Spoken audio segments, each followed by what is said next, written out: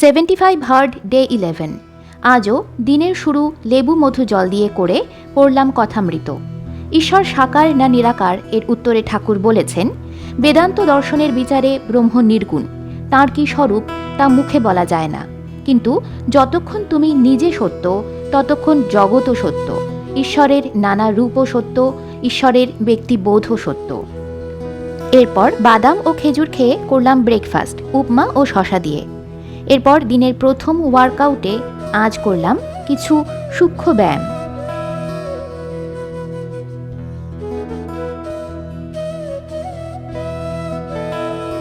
এবং শেষ করলাম প্রাণায়াম এবং মেডিটেশন দিয়ে। এরপর খেলাম টক দই ও শশা। এই আমার আজকের লাঞ্চ।